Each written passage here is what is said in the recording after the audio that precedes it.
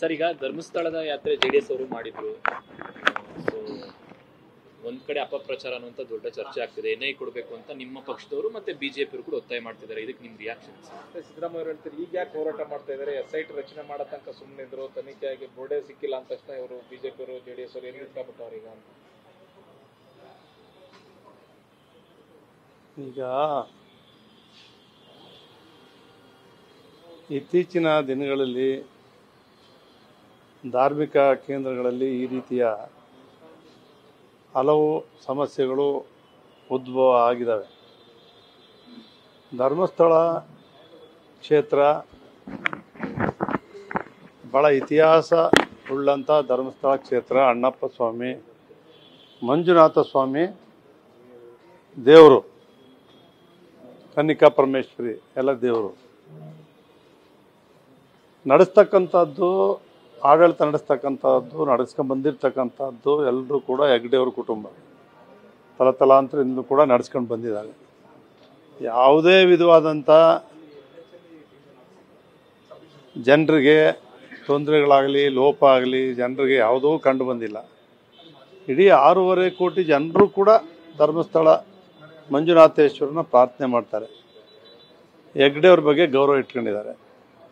ಹೆಗ್ಡೆಯವರು ಧಾರ್ಮಿಕ ಕ್ಷೇತ್ರದಲ್ಲಿರ್ತಕ್ಕಂಥ ದಾಸೋಹ ಇರ್ಬೋದು, ಪೂಜಾ ಕಾರ್ಯಕ್ರಮಗಳಿರ್ಬೋದು, ನಿರಂತರವಾಗಿ ಭಾಳ ಯಶಸ್ವಿಯಾಗಿ ಮಾಡ್ಕೊಂಡು ಬಂದಿದ್ದಾರೆ.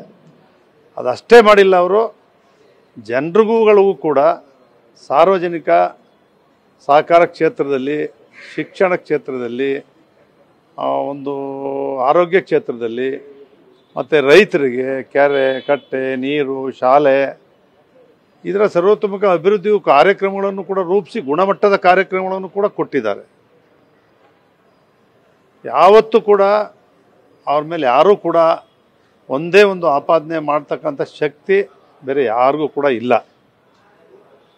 ಆದರೆ ಅವರೇನು ದಿನನಿತ್ಯ ದೂರುಗಳು ನ್ಯಾಯಾಲಯಕ್ಕೆ ಹೋದ್ರು, ಅದಕ್ಕೋಸ್ಕರ ನಾವು SIT ರಚನೆ ಮಾಡಿದ್ದೀವಿ ಅಂತಕ್ಕಂಥದ್ದನ್ನು ಸರ್ಕಾರ ಹೇಳಿದ್ದಾರೆ. SIT ರಚನೆಯೂ ಆಗಿದೆ. ಅದೆಷ್ಟು 16 ಕಡೆನೋ 17 ಕಡೆನೋ ಬುರ್ಡೆನೂ ಹಿಡ್ಕೊಂಡು ಹೋದ್ರು ಅಂತ ಬಂದಿದೆ. ಬುರ್ಡೆ ಸುಳ್ಳು ಅಂತಲೂ ಕೂಡ ಅವನೇ ಒಪ್ಕೊಳ್ತಿರ್ತಕ್ಕಂಥದ್ದು ಕೂಡ ಬರ್ತಿದೆ.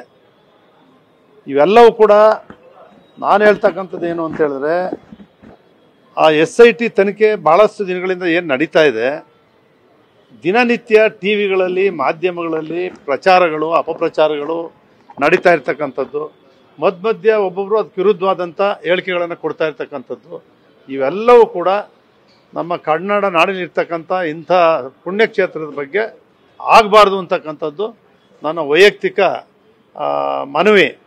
ನಾನು ಹೇಳೋದೇನು ಅಂತ ಹೇಳಿದ್ರೆ, ಸರ್ಕಾರ SIT ತನಿಖೆ ಏನು ಮಾಡಿದೆ ಅತಿ ಶೀಘ್ರವಾಗಿ ವರದಿ ಬಂದರೆ ಇವೆಲ್ಲವೂ ಕೂಡ ಹೊರಗಡೆ ಬಂದು ಸತ್ಯಾಂಶ ನಿಜ ಹೊರಗಡೆ ಬಂದ ಕೂಡಲೇ ತಪ್ಪಿತಸ್ಥರಿಗೆ ಕಠಿಣವಾದಂಥ ಶಿಕ್ಷೆ ಆಗಬೇಕು ಅಂತ ಪುಣ್ಯಕ್ಷೇತ್ರದ ಮೇಲೆ ಈ ರೀತಿ ಆಪಾದನೆಗಳನ್ನು ಮಾಡಿರ್ತಕ್ಕಂಥವ್ರು ನಾವೇ ಮಾಡಿಲ್ಲ, ಈಗ ಬೇರೆ ಯಾರೋ ಹೇಳಿದ್ರು ಅಂತೇಳಿ ಮಾಡ್ತಾ ಇರ್ತಕ್ಕಂಥ ಕಾಣ್ತಿರುವಾಗ ಅವ್ರುಗಳಿಗೆ ನೇಣುಗಂಬಕ್ಕೆ ಏರ್ತಕ್ಕಂಥ ಶಿಕ್ಷೆ ಆಗಬೇಕು ಅಂತಕ್ಕಂಥದ್ದು ಇನ್ನೆಂದೂ ಎಲ್ಲೋ ಪವಿತ್ರವಾದಂಥ ಸ್ಥಳಗಳ ಮೇಲೆ ಈ ರೀತಿ ಆಪಾದನೆಗಳ ಮಾಡದೇ ಇರ್ತಕ್ಕಂಥದ್ದು ಆಗಬೇಕು ಅನ್ನೋದು ನನ್ನ ಒತ್ತಾಯ.